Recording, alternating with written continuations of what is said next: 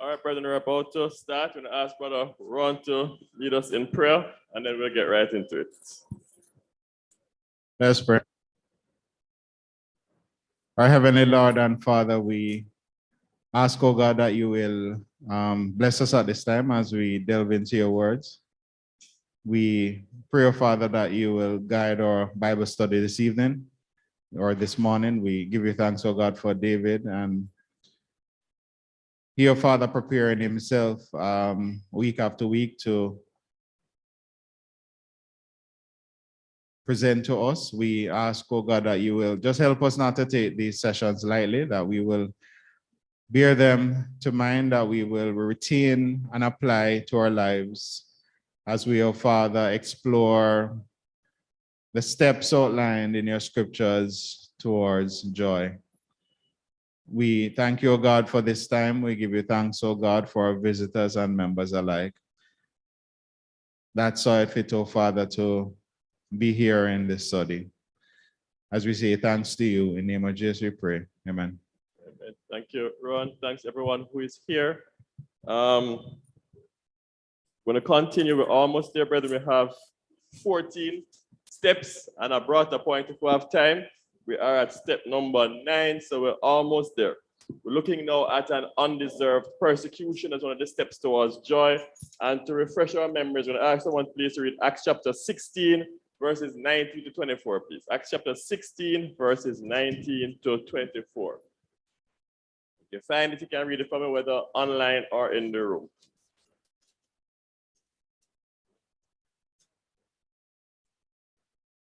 Look like Soraya reading.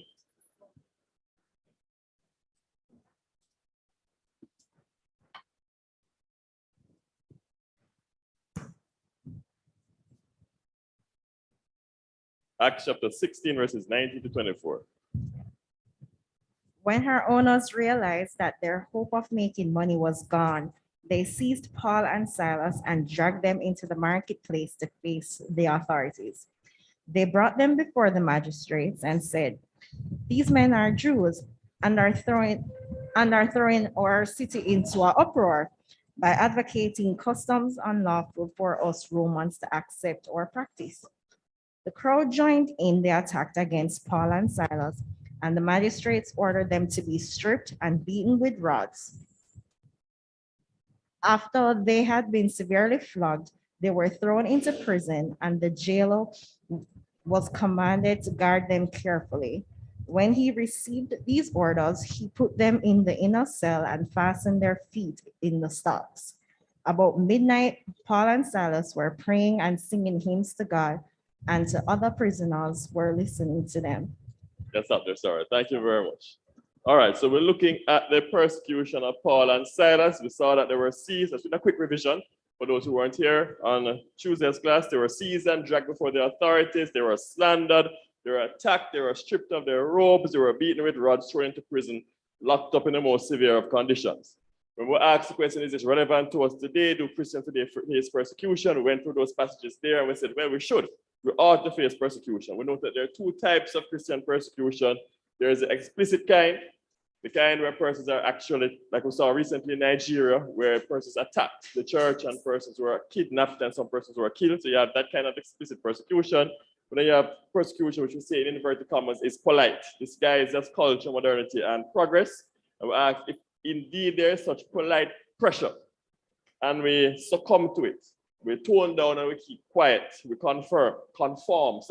Does that then constitute a godly response to persecution? We had a long discussion around that. Then we asked the second question on this topic.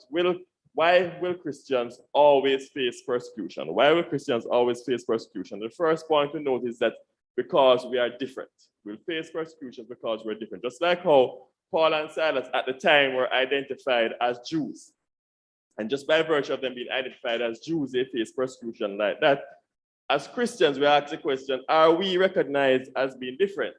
We put a scenario, if someone came to work or to school or to our neighborhood or to our playground and asked a random person to point out all the Christians, would they point me out? Not somebody who necessarily knows me, but just by my behavior, by my attitude, would they point me out? Or do I fit in so well that no one would ever think of persecuting me because I'm a Christian. How hard do we try to avoid offending others? And here, remember, we made a point. We're not talking about offending others by being rude or anything like that, right? But how hard do we avoid trying to offend others? How hard do we try to avoid religious arguments? And then in Tuesday's class, we spent some time looking at that First Peter passage, looking at ways in which Christians should be different. And if you recall, there are a number of different ways, and a lot of those ways just look at our lifestyles, right? How we live, how we responded to people, how we responded to rules and authority. And we said a lot of these ways, we should stand out if we follow what the Bible said just by our lives. The second reason we found from the passage why Christians will face persecution is that we preach a message that is different. Remember, they said about Paul and Silas, they're preaching something strange to us. They're coming to turn the world upside down. But we also preach a message that is different. You look at what was said, and Paul and Silas were preaching.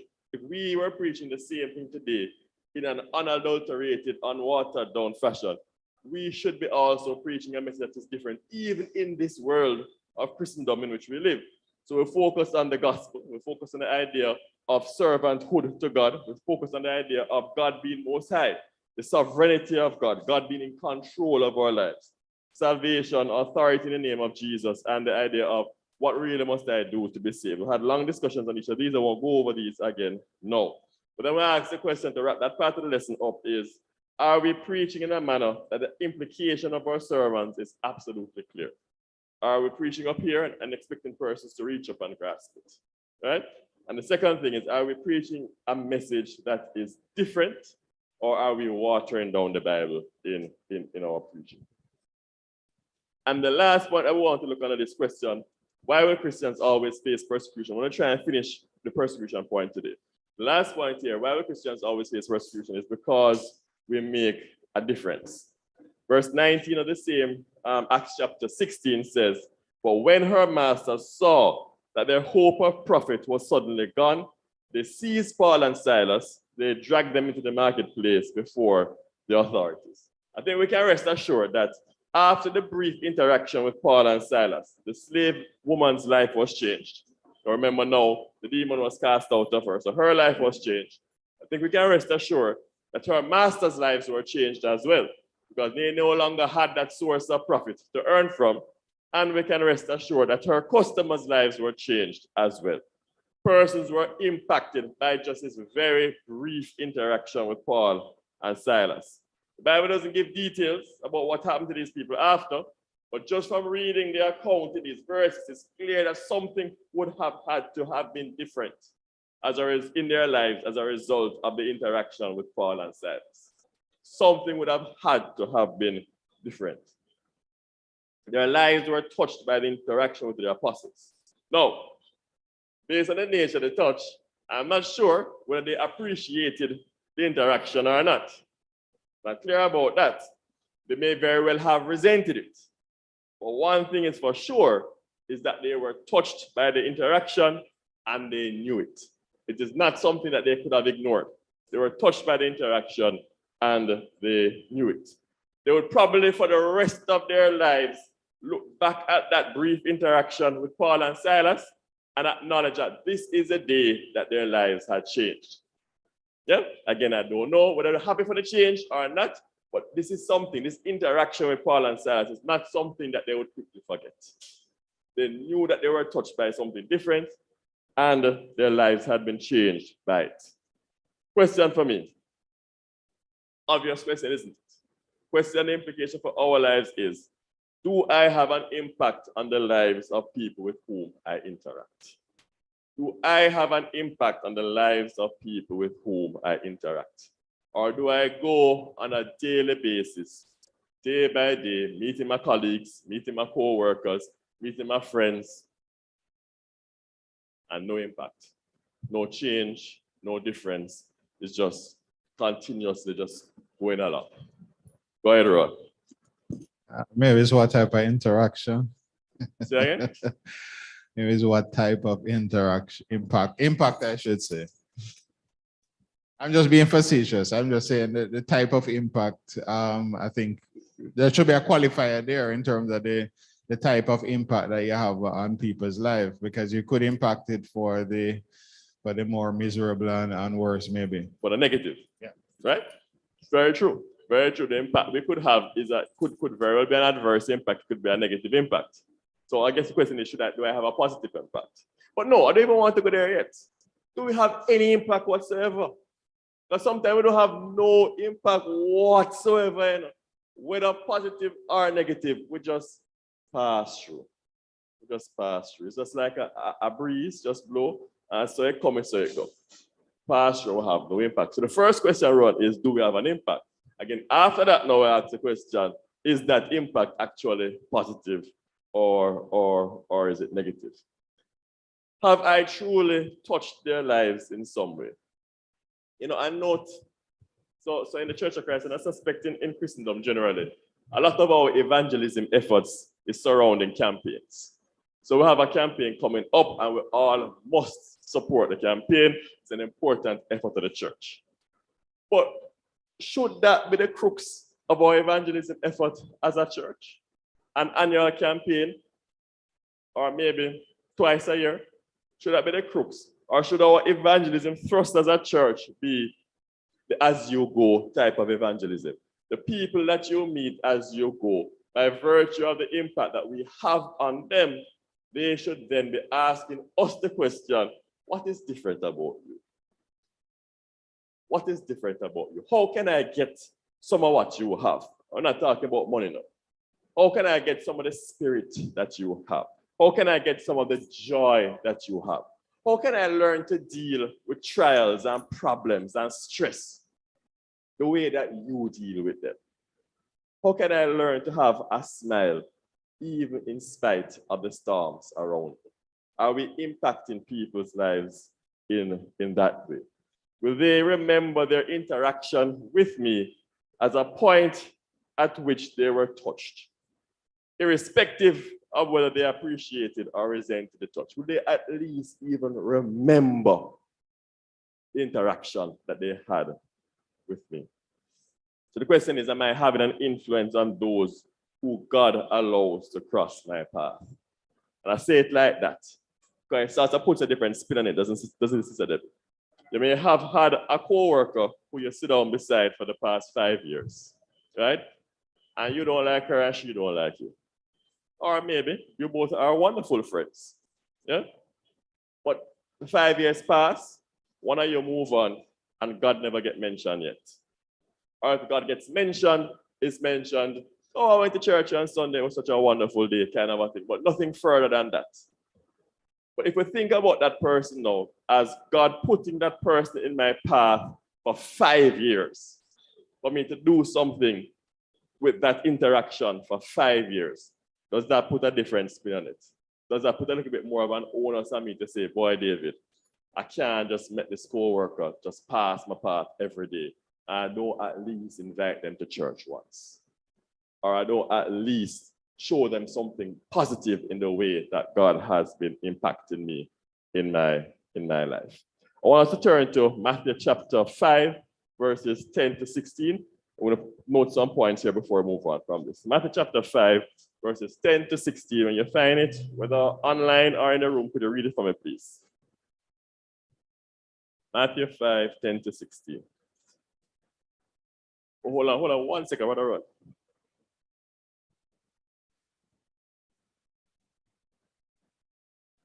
Blessed are they which persecuted for righteousness' sake, for theirs is the kingdom of heaven. Blessed are ye when men shall revile you and persecute you, and shall say all manner of evil against you falsely for my sake. Rejoice and be exceedingly glad, for great is your reward in heaven. For so persecuted they the prophets which were before you. Ye are the salt of the earth. But if the salt have lost its savor, wherewith shall it be salted? It is thenceforth good for nothing, but to be cast out, and to be trodden under foot of men. Ye are the light of the world. A city that is set on a hill cannot be hid. Neither do men light a candle and put it under a bushel, but on a candlestick, and it giveth light unto all that are in the house. Let your light so shine before men that they may see your good works and glorify your Father which is in heaven. Thank you very much, Sister Dave. So everybody know this passage, right? Right? This is right. I'm gonna ask who is speaking? Jesus is speaking, right? And what is this passage normally called? The first part of it, the Beatitudes. The Beatitudes. And you know, when we teach our children, we say, these are the should-be attitudes. These are the attitudes that we should have. We talk about humility and meekness and hunger and thirsting for righteousness. Verse 10. Verse 10. Blessed are those who are persecuted for righteousness' sake, for theirs is the kingdom of heaven. Blessed are those who are persecuted for righteousness' sake, for theirs is the kingdom of heaven.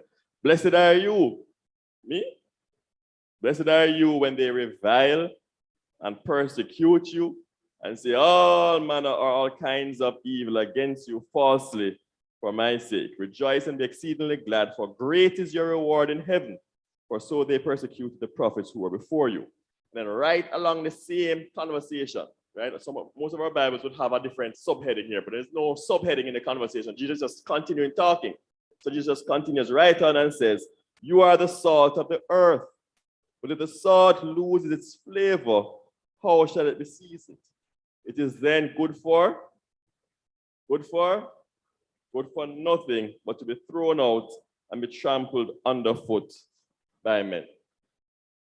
So Jesus here makes it explicitly clear that as Christians, we are required to. Would you agree it is a requirement as opposed to a nice to have? Yeah, we are required to be the salt and the light of the world. Do you agree, Brandon? We are required to be the salt and the light of the world. If we're not making our world salty, and if we're not making up, I know using modern terms, salty. Salty as it mean in the Bible. If we're not making our world salty and lit, then wouldn't you agree that we're not fulfilling our purpose as Christians? And if we're not fulfilling our purpose as Christians by making the world salty, if we're not making our world salty, then what are we good for then, according to the passage? Nothing. To be thrown out and trampled underfoot by men. So if we're not having an influence on those around us, if people can't look at our lives and see our good works, and because of this, glorify God. That's an important point, you know. Because of this, glorify God. Because we all have our influence. Yeah, we're all doing good work. We all are influential in our circles, in our societies, in our neighborhoods, in our jobs, wherever it is. But if there's not a link from that to giving glory to God, then are we having the influence that this passage is talking about? So, if we're not having an influence on those around us, if people can't look at our lives and see our good works, and because of this glorified God, then we are not fulfilling our most basic function as Christians. We're not fulfilling our most basic function as Christians. Verses 10 to 12 represents, Jesus presents this fundamental requirement of us immediately after saying that we are blessed when we face persecution for the sake of righteousness. I don't think it's a coincidence that this part about being salt and light, Brandon, follows immediately after the beatitude about being blessed. Those who are persecuted are blessed. It's a coincidence, or is Jesus indicating that persecutions will come once we are fulfilling our purpose as Christians. We'll be persecuted once we truly seek to be the salt and the light of our world, once we seek to have an influence on those with whom we interact. Key point to consider is that Christians need to be careful of when we face no persecutions. Christians need to be careful of when we're going through our lives and we're facing no form of persecutions whatsoever. We have to ask ourselves at that point in time, have I lost my saltiness? Have I lost my saltiness? If there's no persecution of any sort, shape, or form whatsoever, I'm just going through, everybody good with me, I good with everybody living and everybody living good. Have I lost my saltiness. Turn with me, please, to Matthew chapter 10, verses 32 to 33. Matthew 10, 32 to 33. And read it from when you find it, please.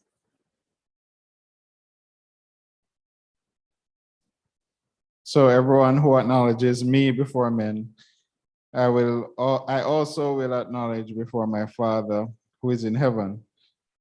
But whoever denies me before men, I also will deny before my Father who is in heaven. Thank you very much, Ron. It's a passage that we have heard over and over. True? But have we allowed it to sink into our consciousness? Have we allowed it to settle in our minds? Yeah? Yes, if we acknowledge God, He will acknowledge us. Or if we acknowledge Christ, He will acknowledge us before God in heaven. But the converse is also true. And the question we have to ask is, on the last day, will Jesus acknowledge me or deny me before God? The last day of the day of judgment now, where all of us say, boy, I live my entire life as a Christian. Line up now, yes, I am going to go to the right, I am going to go to heaven. Time for reward now. Wonderful. Will we be amongst the set that are disappointed on the day when God looks at us and says, I never knew you? So we read passages like these, and read passages like I never knew you passage and just think, it's somebody else they're talking about. But could it be me? Is there even a sliver of a possibility that it could be me? And if I'm living my life without having any salt, without leaving any influence, without shining any light around, then could this be me at this point, at the point of judgment? All right, I finished that point. That was a heavy one. I'm happy to get through it. Any questions, any comments?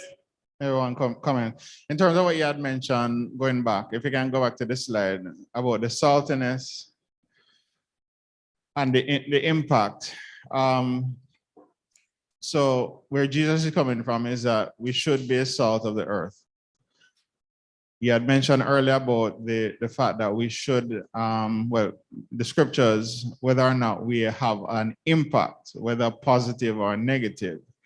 But let's look at the side in terms of impact. For argument's sake, Brother Lacombe makes mention of the Matt Walsh. He's among a group of individuals within I think is a Daily Wire network. They're online and they're more conservative, right? I saw the clips that Brother Jason had mentioned when Matt had said, "What is a woman?" And he has a documentary and stuff like that. Because I guess what I'm understanding from this now is that as a Christian, you have to have an appetite for disrupting the status quo, or have an appetite. Well, maybe not the appetite is maybe the correct term, but I'm using it loosely. Have an appetite for the pushback. In addition to having, well, a part of being the salt of the earth requires that you're not going to be liked. So that, I guess, that's a part of the impact as well. Because just some of the as I said, in terms of MASH, they're more Christian values that they push. And this whole thing in terms of transgenderism, they push against that heavily. And they're heavily critical of the whole thing about a man can be a woman and a woman can be a man. And they're pretty much just, they're not even using Bible, it's more logic that they use. Because even their argument is that what is a woman? I think one of the interviews, the lady was saying, well, you're not supposed to define it, it's a person who's supposed to define it. And I think he made a comment to say, like, can you identify a monkey? And that sort of done the argument because, okay, well, if that's the case, then you can define what a monkey is. You know, so in terms of, I mean, it's just, from what I've seen, it just appears from his perspective that you just have to have that appetite for that disruption. Now, coming in terms of what Jesus had mentioned with the impact is, I guess what I'm understanding is that, yes, be the salt of the earth, but a part of that process involves discomfort. Discomfort because you are attempting to push a narrative that is not popular, that is not convenient, and that's just a part of the salting process. I agree with everything else said, Ron, except for one thing. I don't know if it is necessary to have an appetite for it, but we must be willing to deal with it if it comes. Some of us will never have an appetite for controversy. We'll never have an appetite for rocking the boat. You know, it's not something that I look forward to, I will want to do. But if necessary, I will do it. You see what I'm saying? Gotcha. So I am agreeing with everything that you're saying. It's just that, because in my mind, I'm thinking, I said, boy, will I ever have an appetite? Some people love a good argument, you know. Some people just love a good argument and will jump in it with both feet, right? Good for them, that's their character, that's their nature. Some people don't.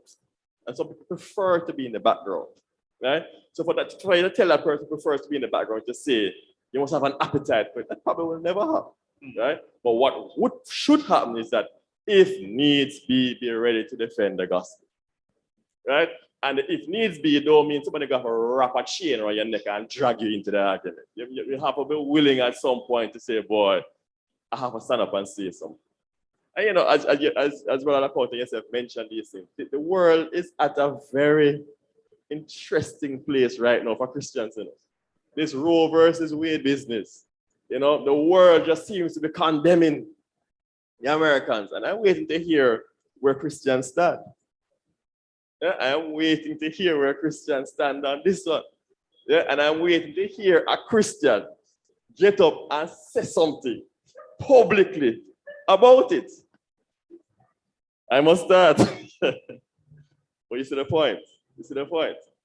Because if you listen to the world is going to blow up tomorrow because of this ruling. Is it a bad ruling? Let me ask it quietly. Is it a bad ruling? From a Christian perspective, is it a bad ruling? I'm not saying anything about it, asking a question, right? But the point I'm making is, brethren, we need to stand up. There's a whole lot going on in this world. I see a drawing with a Lacone's tongue. Go ahead, Brother Lacone.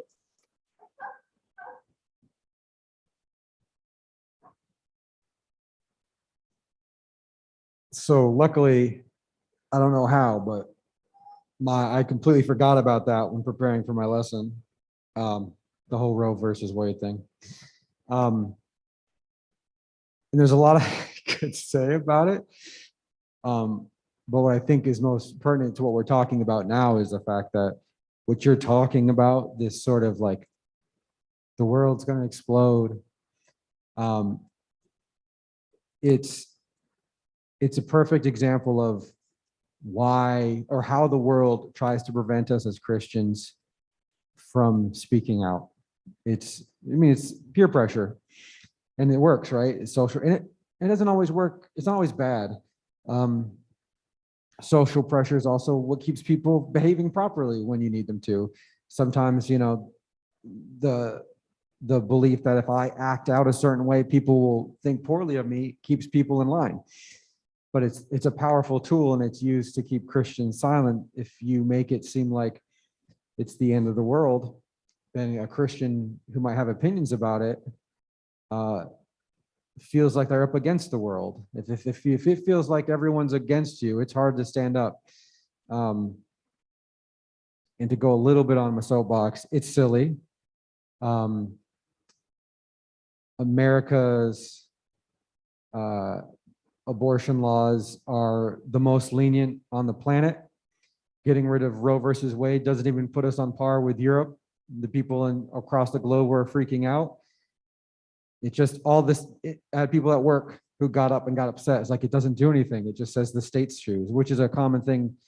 I understand that, depending on where you're from, it's understanding how the states operate, and that there's certain laws that fall under the big country, and then certain laws the states determine. All it said was this law is going to be determined by the states. Each individual state has to approach it the way they want to. And that's not that big of a deal when you phrase it like that, but the intent, and it doesn't have to be this, it can be anything. The world will try to make you feel like you're not supposed to speak out. And it's on transgender issues, it's on abortion issues, but we don't have to go to the hot button topics. We can go just to living with someone before you're married. Society, that used to be a big thing years ago, where we're like, oh my gosh. And as a Christian, if you're like, you don't move in with someone till you're married, not to mention all the other stuff that society is like, oh, that's fine that you're just dating and you have this sort of intimate relationship without being married. We've also been told that's old. You're old-fashioned. Don't speak up against this. The world has already determined you're wrong. You be quiet. So it's not anything new. It's been happening for years. It's been happening, or anything that keeps people in sin and then ultimately keeps them away from God. So that's why we should feel joy if we're persecuted because of his name, because we're ultimately, yes, we have rewards in heaven, but there's impact. Some people won't like that impact, but that impact is moving us to be more godly, and that's only a good thing for really everyone, but even if they don't acknowledge it. Amen. Amen. There's so many different issues, as you rightly said. We pick out the headline once, but the regular everyday issues. Sex before marriage, wrong. Are we saying it? Are we saying it loudly? So when people talk about teenage pregnancies and they talk about all that is going wrong in the schools and the sex on the buses and stuff like that, as Christians, do we get up and say, well, it starts with the breakdown of this concept of sex before marriage or extramarital sex? And then you move from there to, are we standing up and saying the things that we need to say from our own little soapboxes?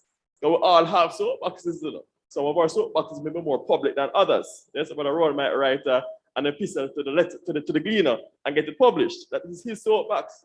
My soapbox might be my office at work. Right? But are we, each of us, getting on our soapboxes and using our influence for good? Or are we allowing others? You better believe there's a soapbox everywhere. And if you're not using it, somebody else using it. Yeah? Are we allowing others to have a louder voice than us? I want to share a quick testimonial because it just popped in my head. I was giving, I think it was like a Wednesday Bible study in North Carolina when I lived there. And we were talking about similar concepts. And in my lesson, there was a portion that talked about living in sin before you're married, and living together, and how we as Christians have given up that ground a lot of times. We just don't bother. Even with our own kids, we're like, yeah, it's the world today. But right when I got to that point of the lesson, we had two members of the church who had just recently started showing up who were in that situation. And it felt so awkward to have to get to that point of my lesson as they walked in, because it looked like I was targeting them. It looked like, oh, now that they're here, we can talk about how you're in sin. And it was extremely awkward. I did it anyway, but they came up to me afterwards and were like, we knew it, but we didn't know it.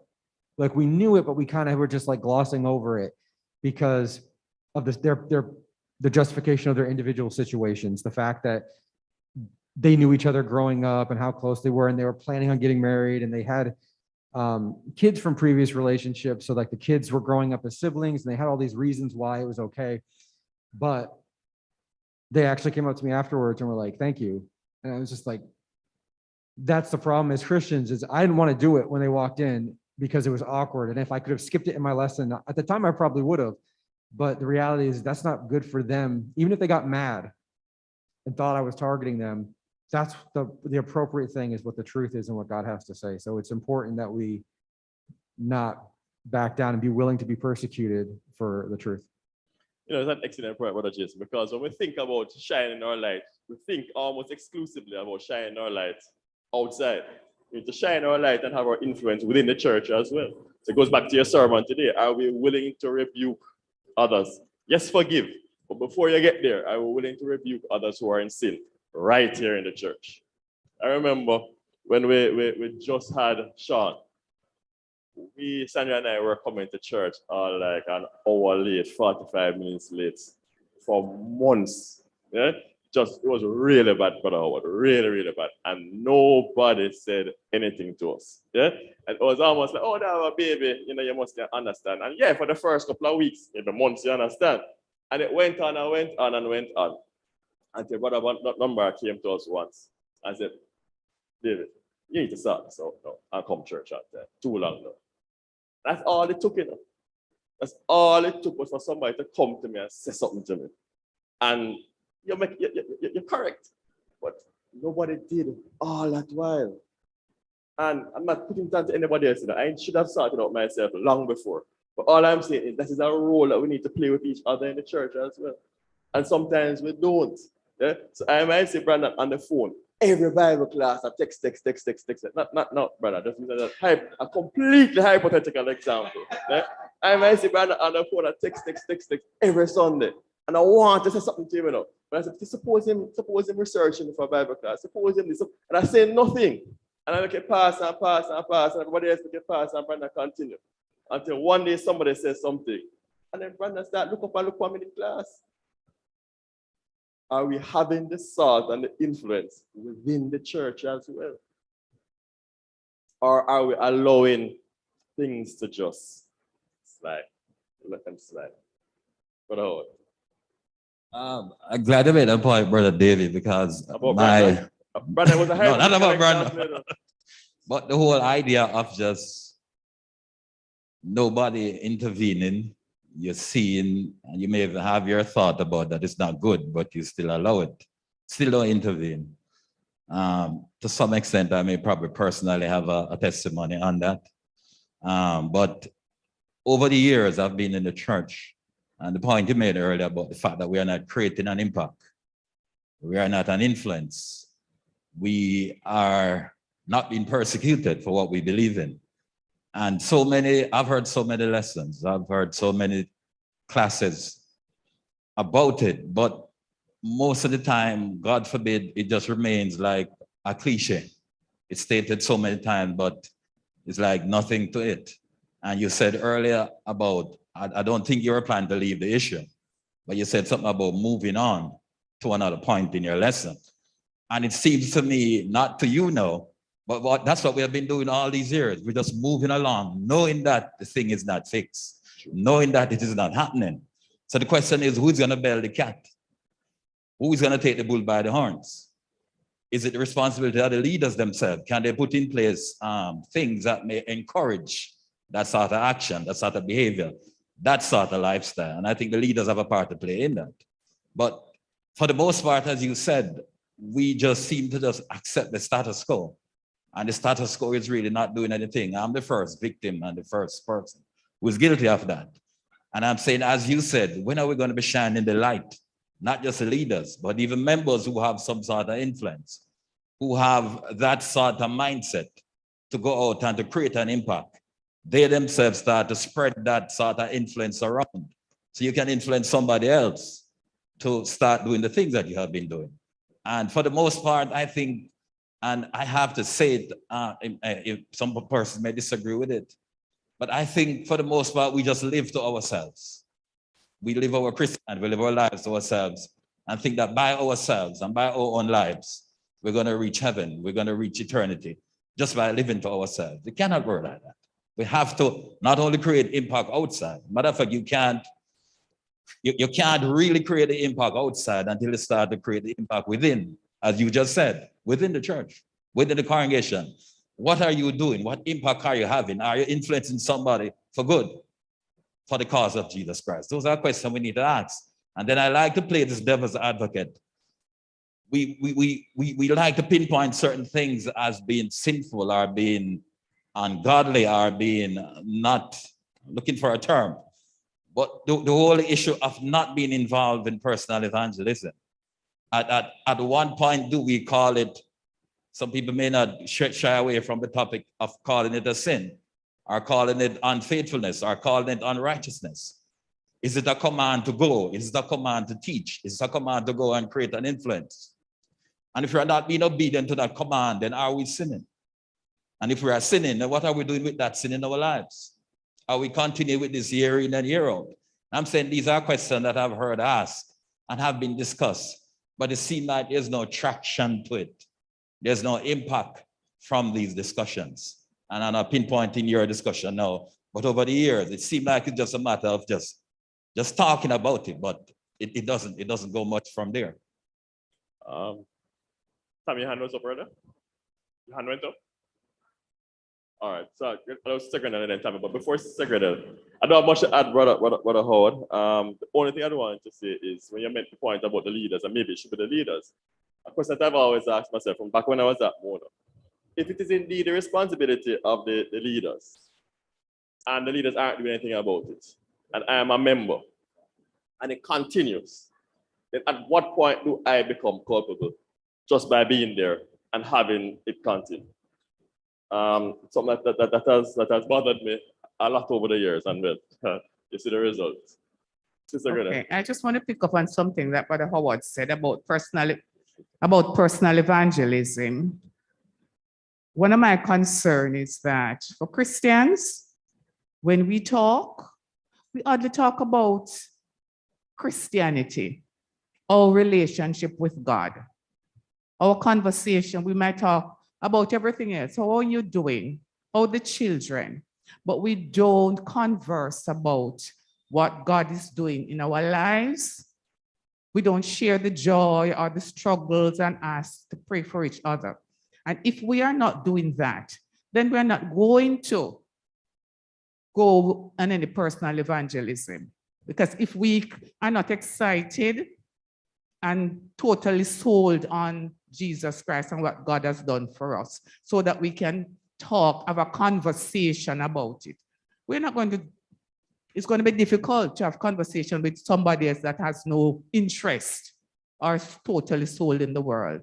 And until we can have that relationship with each other, so we can talk and share about Christ, and we can share our struggles, and I can talk to you when I see you bucking your toe and not feel as if I am fasting in your personal life, because sometimes that's the pushback you get. Who are you to talk to me? It's my business. Until we move from that level and realize that if we continue like this, we're going dead and go to hell, whether we believe it or not. It's true, because our focus is not on things above. Again, I don't have anything to add to that, Sister Greta. We have a group of us from Mona, about 6 of us, men from Mona, who still, after all of these years, meet up. And, we will sit down for hours and talk, as in hours. And all Christians, by the way, yeah? And not even once, we don't get to God, right? Until we put a stop and say, hey, we're going to spend from this time to this time, chat whatever you want, chat. But after this time, we're going to start talk about our lives. We're going to start talking about the relationship with God. We're going to start talking about our families. And we had to put it there because it's easy. It's very easy to stay on the safe topics. It's very easy to talk about when you're driving, how the police stop you, how the police horrible, and all of those things. But at some point in time, you have to know what's our purpose. And so we put a stop and say, after this time, we're going to start. And that is when now the conversations become meaningful. And that is when now you lead almost automatically into prayer, and you're praying about each other's lives, each other's families, each other's marriages, and you're moving from there. And then after that, as you're rightly saying, it almost automatically leads you to know, what are we doing as men in church? How this one of the conversations we had recently is, boy, we are now the older generation. Most of us grew up in the church, and we look to older persons. But we are now, Engel, Ron, maybe Brandon's still a little bit younger. Brother Jason, we are now the older generation. We are the ones supposed to be driving the church forward. I remember Brother Kiddo's, Brother Jason laughed and said, "How you put me in your category, David?" It's all right. I remember Brother Kiddo's generation. I remember that mission as a child growing up was a congregation in each parish. I don't know if anybody is old enough to remember. That was a big mission of the church, a congregation in each parish. What is our mission today? What are we driving today as our mission as the current leaders of the church? All right, so tell me. Yes, so Okay, thank you. yeah, I wholeheartedly agree with everything that has been said here.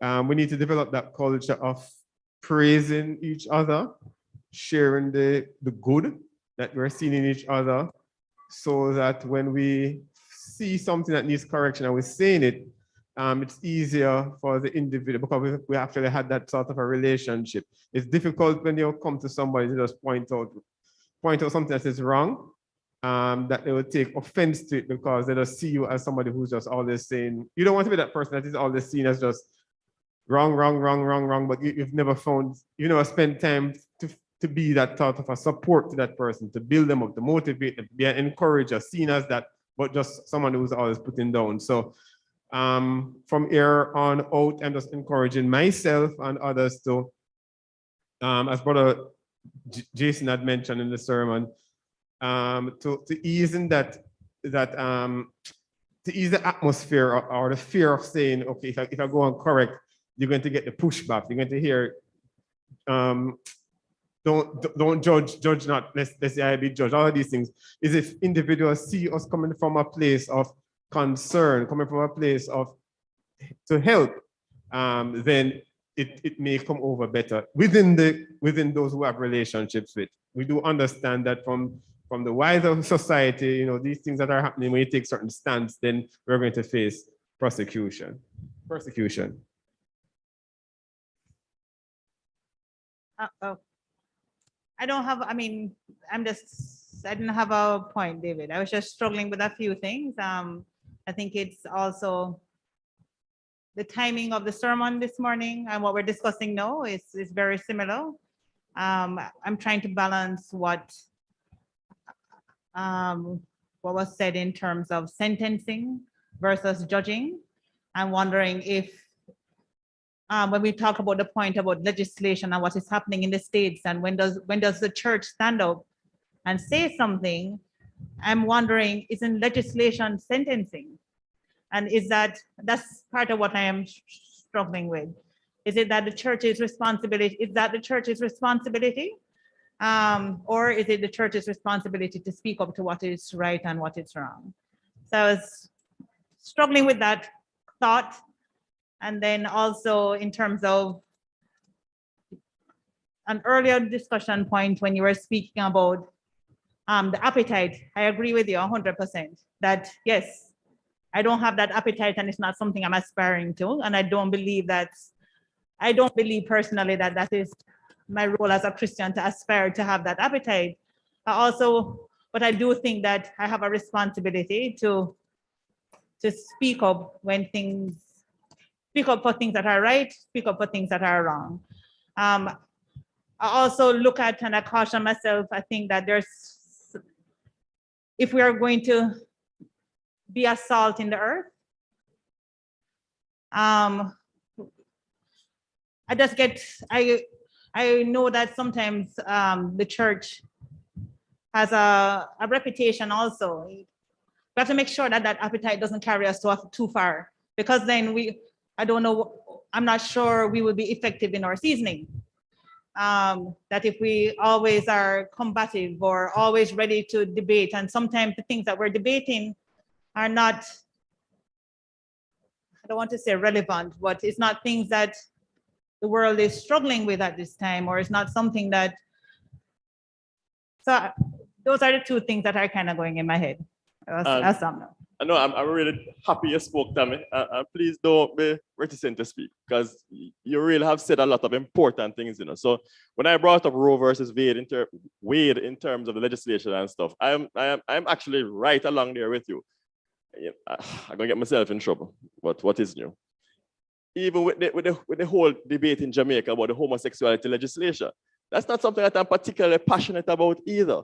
I'm not passionate about legislation and going marching for legislation and those kind of things. What I'm passionate about is, are we speaking what is right? And what concerns me, why I brought up the Roe versus Wade, is not necessarily the changing of the legislation, but the outcry of society about it in terms of women's rights and the whole question of the silence of the church on issues relating to abortion. It's not about the legislation per se, but the whole issue about abortion. And this is not an American thing. Remember the athletes. Judith Cuthbert Flynn is trying to get it in Jamaica as well. And the question is, you have a young girl, it's just, again, hypothetical, really hypothetical, yeah? In our congregation, I'm making this up, right? Who right now is struggling, is pregnant, yes, and is struggling with the idea of getting an abortion. And they hear the outcry. There are things on the internet now where all these actresses are coming and saying, I had an abortion and it was the best thing possible for me. And the church is silent. There's no countervailing force to that. That's the discussion I'm talking about, Tammy. Not the discussion about whether we should legislate persons' choices. I'm not interested in that. I'm interested in giving persons information as a church as to what is right and wrong, what the Bible speaks about being right and wrong. Even if we go to the whole homosexuality argument, my views in that are probably not mainstream, in that I don't think legislation is going to help that. I'm not even too sure if coming and preaching them into hell from a sermon is going to help that either. It's a sin, like adultery and every other sin. Treat it as such. Love the sinner, hate the sin, and treat. But we don't do that. We don't do that. We treat persons like they're pariahs, and then how we expect to convert them after that. You see what I'm saying, Tommy? So that was that point. In terms of the appetite thing, so I think we're on the same page where the appetite thing is concerned. I want to respond to Engel though. So I accept your point, Engel, 100%. We have to have the balance. But it's a small but. We have to be careful that the other side of the balance doesn't become an excuse not to act. So I say hi and bye to Sister Day. Yeah, I say hi and bye, but I don't have a close chummy friendship with her. So if I see Sister Day doing something wrong, I can't talk to her because I don't have a close and chummy relationship with her. And so, boy, better Brother Howard talk to her because Brother Howard is a closer friend. And it almost becomes a crutch for inactivity. All right, and we have to be careful. We have to maintain the balance there as well. All right, so Tammy had a follow-up and then Brandon. I'm going to make one comment that may be a little concerning. What I would also encourage that if we're challenged to speak to somebody directly about an issue, if we're challenged to speak to somebody, so I was saying I'm just going to make another point and may not sit well, but if we're challenged to speak to somebody directly about an issue, just as the Bible spoke about rebuking and so on, I would also challenge us that the place to do it, well, let me ask a question. Is the place to do it then from the pulpit? Right? So. And if you have a problem with me, and it's a localized problem with me, come talk to me first. That's what I always think. Come talk to me. You're more effective to get through to me if you come talk to me. If it's a widespread congregational issue, then maybe you need to preach it from the pulpit. So it's a balance. Yeah, but even when things are preached from the pulpit, let us not always assume that the right persons are getting the message either. Preaching something from a pulpit doesn't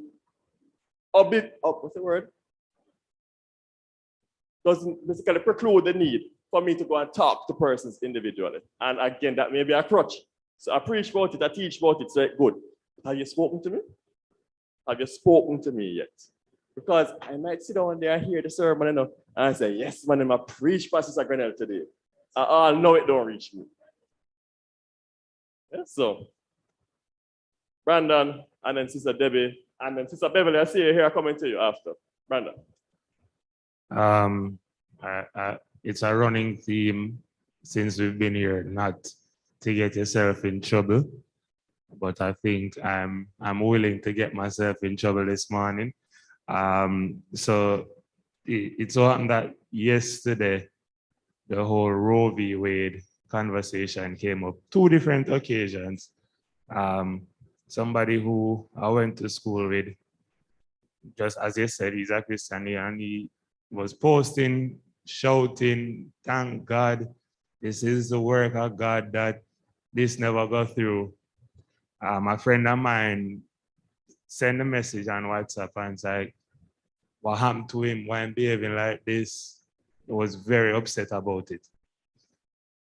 I was indifferent. I was like, well, him have the right for voice in my own opinion, whatever that is, whether I agree or disagree, that's fine. But don't try to rid him of that right.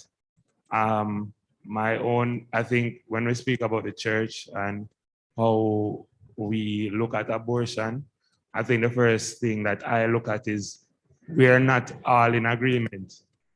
So there is no, so even we're looking at the outside, people persecuting those on the inside, when those on the inside will willingly persecute for whatever reason, whether you're pro-abortion or against abortion, will persecute you. I think that's the first thing. I think secondly, when as Brother LaCount said, even in his own conversations and in his messages or lessons, where you see somebody coming in and for whatever reason they can justify whatever sin they or whatever decision they make. And I think as a church, as you mentioned, like we don't talk to people, we don't relate to people as we should. And as a result, they take things in their own hands and they try to make the best decisions for themselves, given their circumstances, whether it's in accordance to what the Bible says or not. And I think if, as a church, as a family, we really took on the mantle of being a family, for example, where you have two people who are not married but living together, if we as a church could provide alternatives, provide support, provide help, that would be one less reason or one less justification. Because if I was saying I'm living with such person because I cannot afford to live by myself, if the church was supposed to say, all right, we understand your situation, here is how we will help, we as members, we wouldn't look at that as a valid option anymore, or it would be a less attractive option. And again, you can provide a world of options and people still do as they please. But as it stands, as far as I know, across the board, I don't know of support being lended in such a fashion, or if it is done so discreetly that people are unaware. And then again, we as members, I think a lot of members are not willing to share our concerns or issues or problems. So members don't even know that you are going through this and we can provide help. But because if we don't know there's a problem, there's no way we can provide a solution. So I think there's a lot of introspection that is needed. I agree with you where you say, what is our mission? I think for me personally, my mission is to help, and I hope I probably don't put myself out there enough to say, well, if you need help, come to me. But I would like to think that those who I do interact with enough, I provide a comfortable avenue, and my hope for all members is that they can do the same. I hope that I hope that when we're sharing problems, it doesn't come across as gossip or you trying to bring down somebody and how could you do this or do that. And now the shame, the quote unquote shame that comes with people feeling as if because they need help, they are less than. I think as members, as a congregation, as a church, I think I'm hoping that we can facilitate such an environment where we can gladly say, I need help, and we can expect to get help. Powerful stuff, Brandon. And I like how you have made it very practical. We're a family. We're a family. So in our family, all of what Engel spoke about should apply in terms of the balance, right? But also in our family, even if me and my wife not talk right now, right? I'm not going to allow her to drive the car off of a cliff, right? So that kind of thing. But the example that you gave, was one of the common examples that we use in terms of, people living together and not married and stuff like that. And I like it. I like what you said. Not just tell her that I'm wrong, but provide avenues of support and help. But let's just take it from that type of problem now to a next type of problem. Suppose you know for a fact that there are two members of the church who are talking. What kind of support we're going to provide for that? Suppose you know for a fact, let me jump in with 2 feet now. Suppose you know for a fact there are some people in the church who just don't come Bible class and don't have no good reason not to come. What we do about that as a family? Are we addressing these kinds of issues? You mentioned the point about gossip. Well, you know for a fact that there are persons in the church who just can't hold them tongue. What do we do about that? So very, very practical points. All right, so Sister Debbie and then Sister Beverly, and then we'll have a wrap up.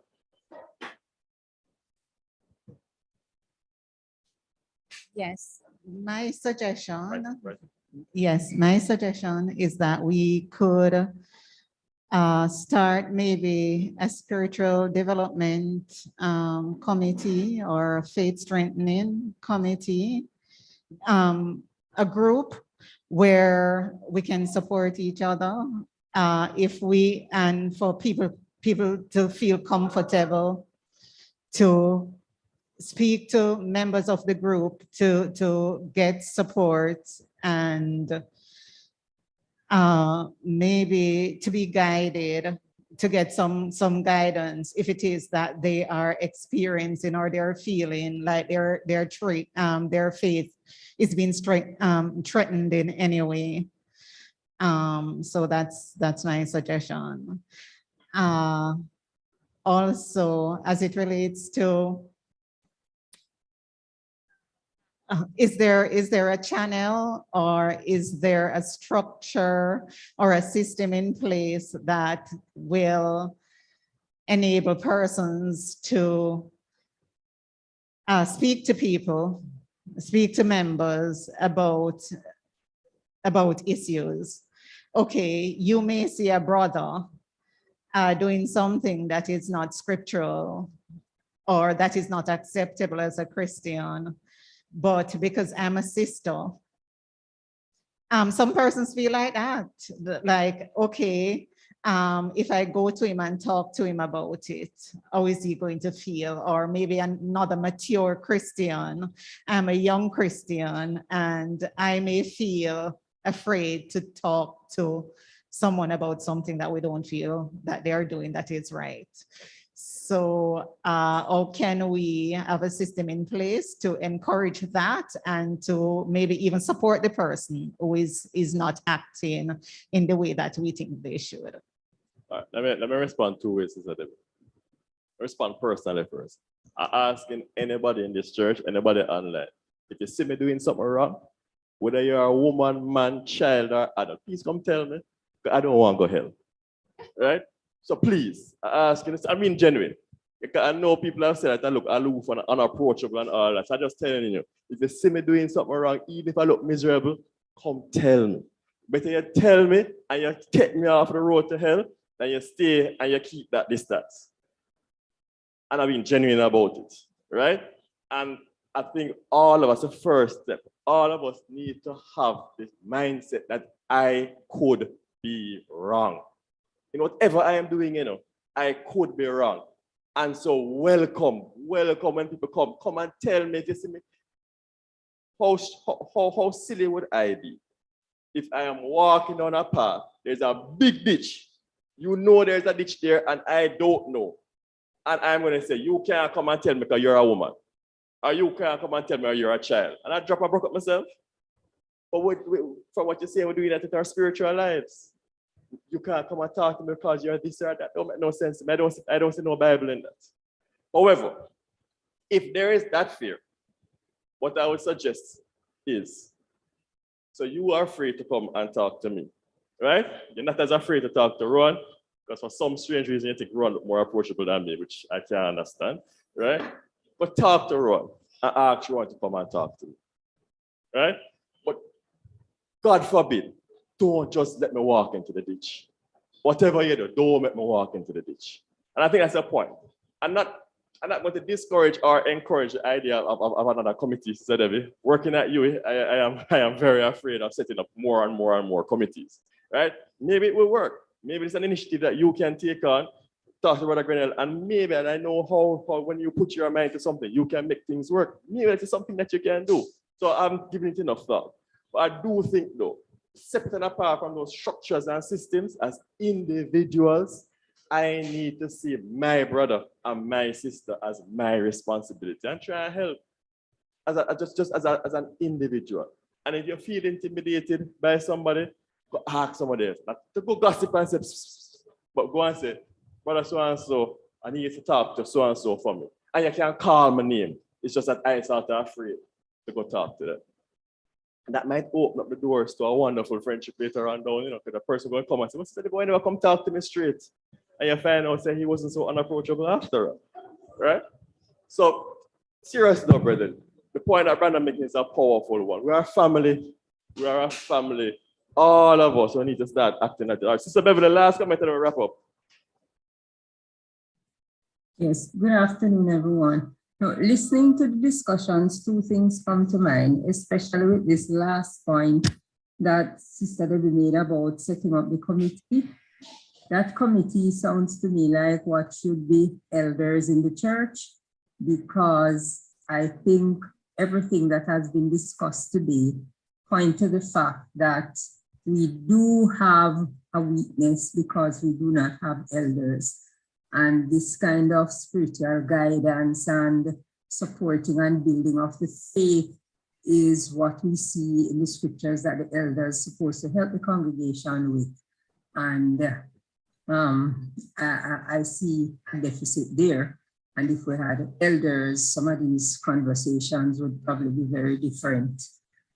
The other thing is, we talk about personal evangelism. I remember maybe about 2 weeks ago, I was speaking with a brother in the church, someone who has been in the church a long time. And we were talking about people who have fallen away from the church. And in particular, we were talking about some members in his congregation, and I asked him if he had visited to try and encourage these members to come back. And his response to me was, I have done enough. And I was shocked. I really was. And I said, how do you mean you've done enough? And he talked about all his years in personal evangelism and going around preaching and teaching. And I said, well, you're still a member of the church. You cannot have done enough as long as you're alive and you're a member of the church.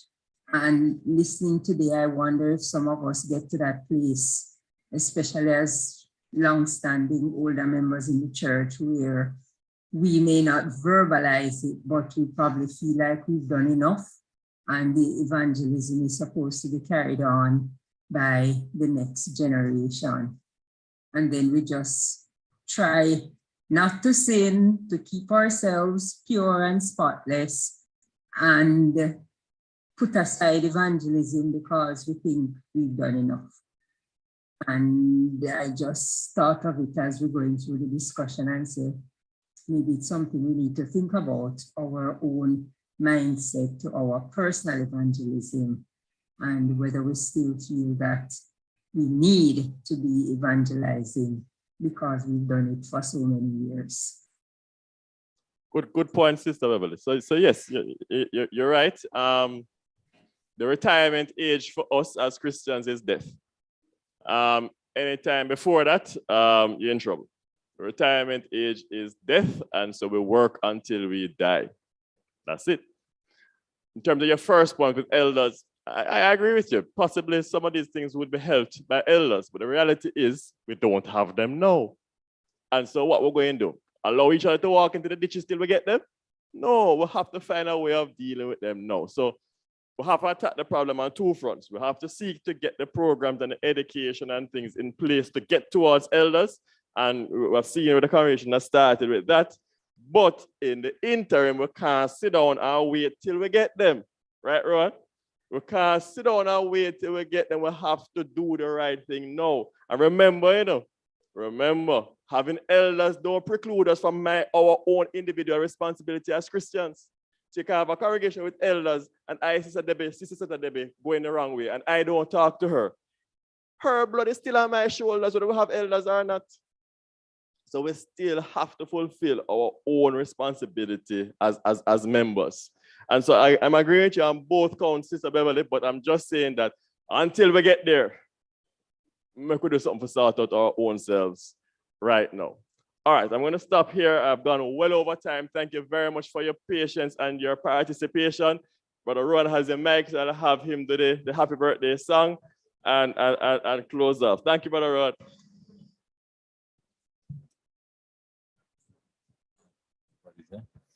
Happy birthday to who? Nathaniel, that's one. Okay. Nathaniel and somebody else. There's Monique, but she's not online. So, all right. Happy birthday to you. Happy birthday to you. Happy birthday, Nathaniel. Happy birthday to you. May the good Lord bless you. May the good Lord bless you. May the good Lord bless you. Happy birthday to you. Say thank you. Say thank you. Thank you.